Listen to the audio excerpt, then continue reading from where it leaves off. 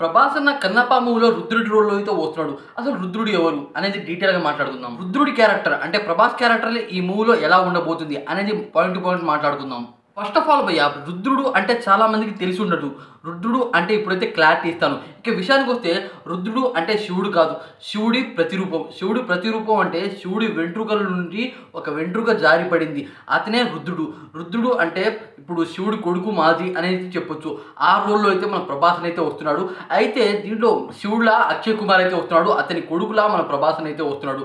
Prabhas look మాత్రం ఒక రేంజ్‌లో ఉందని చెప్పొచ్చు. రుద్రుడు అంటే మామూలు విషయం కాదు. ప్రళయకాల రుద్రుడు అంటే ప్రళయాన్ని క్రియేట్ చేయగల మనిషి అని చెప్పొచ్చు. అలాంటి పర్సన్ అలాంటి క్యారెక్టర్‌గా మన ప్రభాస్ అయితే వస్తున్నాడు. ఇది మామూలు విషయం కాదు. అయితే కన్నప్ప మూవీలో రుద్రుడు రోల్‌లో మన ప్రభాస్ అయితే వస్తున్నాడు. ఎలా ఉండబోతుంది అనేది మాట్లాడుకుందాం. ఇప్పుడు మార్గదర్శకుడు అనైతే ఉంది. అంటే ఎంపకి ఏ రకంగా మార్గం సూచిస్తాడు అనైతే ఉండబోతుంది. అంటే ఎవరైనా తప్పు మార్గం చేస్తే అంటే తప్పుడు మార్గంలో కన్నప్ప లేకపోతే వేరే వాళ్ళు ఎవరైనా వెళ్ళినా వాళ్ళకనమాట మార్గం మంచిగా చూపిస్తాడు. ఎవరికైనా ప్రమాదం కనుక వస్తే ఆ ప్రమాదాన్ని ముందే హెచ్చరిస్తాడు. ఈ రకంగా అయితే ప్రభాస్ రోల్ అయితే ఉండబోతుంది. 20 మినిట్సే ఉండబోతుంది ఈ రోల్ మాత్రం.